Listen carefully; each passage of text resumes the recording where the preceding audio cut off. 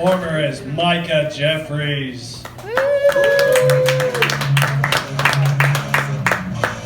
Give it for Trevor, everyone. How are the other comics tonight? Pretty alright. I like that. Alright, so I got really confused a couple weeks ago. I was walking through a Sam's Club, and I found out that the Sam's Club has a liquor section, which I did not know before this. And not only do they have a liquor section, but they have a specific liquor section inside the liquor section, which is all glassed off, and it's got really nice stuff in it. And I see at the back of this case is a bottle of scotch for $3,500. And I literally had to look around to make sure I'm still in Sam's Club for this $3,500 bottle of scotch. And as I'm looking around, I see a display of tubs of cheese balls, each of which was the size of my fucking torso.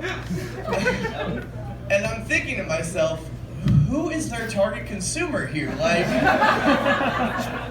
they're just fucking spitballing shit, hoping it's gonna stick. Like, all right, we've got a year's supply of Pop-Tarts, we've got 3 months worth of cheese balls, and we've got our $3,500 bottle of scotch. What if they want TVs? Yeah, we got TVs. And a swing set? Yep, we got the swing set. All right, I think we're ready.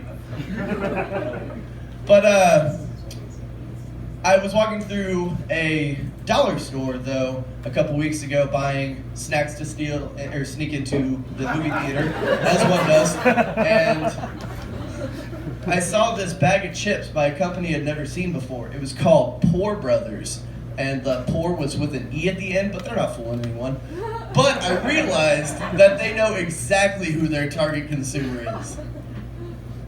You know, Dollar Tree. Poor people. That one didn't hit as hard as I know. Alright. So, I remember when I was in elementary school, I took a class in summer school, and it was about teaching children to cook. And at that age, they're basically just teaching us how to not burn down the house, which is using a lot of the microwave. And I very much remember back in the day, the teachers telling us to stay away from the microwave. If you're using the microwave, don't stand too close to the microwave. And I guess at some point in my life, this just became a non-issue because I haven't heard this in a really long time. And there's really no joke here. It's just like a congratulations to the microwave manufacturers for getting your shit together. And not making a big deal about it, too, because I never heard about them coming out with a microwave like, here's the Kenmore D2. Now it won't kill you. You can use it and it won't kill you. That's fucking fantastic. I think that should be object number one, honestly. I was out a couple weeks ago with a buddy of mine, and we were at a bar watching a hockey game. I don't know shit about hockey, so I'm asking him questions, and I see up on the scoreboard next to the scores is a set of numbers. And so the score is 1-0, and then the other numbers are like 40 to 35. And I'm like, what is that? He goes, those are the shots taken on goal. And I was like, why would you want that up there? That's how many times you failed, and they just broadcast that the entire fucking time? I don't want that. That would be terrible.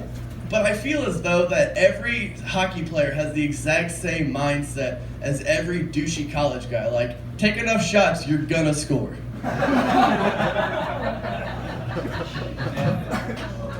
So, I'm pretty new to comedy relatively, and I've been trying to figure out what my place is here. If I can find my niche, if I can find a kind of comedy that I can corner. And so I've been thinking about it, and I think I've finally figured it out. I think I want to be the comic that if you think of Micah Jeffries, I want you to think of jokes about songs by Stevie Wonder. Right. So I've got a couple of them. I'd like to try them out for you. In 1967, he came out with the song My Chérie Amour. In French, it means my dearest one. And he said that was a really difficult song for him to write because French in Braille does not translate well. All just runs together at a point. In 1968, he wrote the song For Once in My Life. For once in my life, I have someone who needs me. And he called that a personal best for himself at that point, because for the most part, up until then, he'd only been writing from his own standpoint, and he decided to write from the standpoint of another, his first seeing eye dog.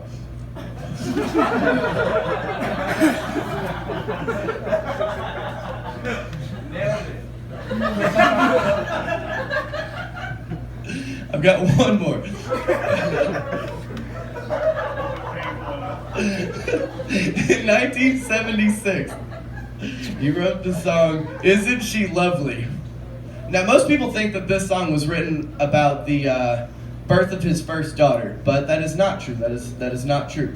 It was actually written about the first kid he picked up, and they're like, "No, Stevie, wrong kid, wrong kid!"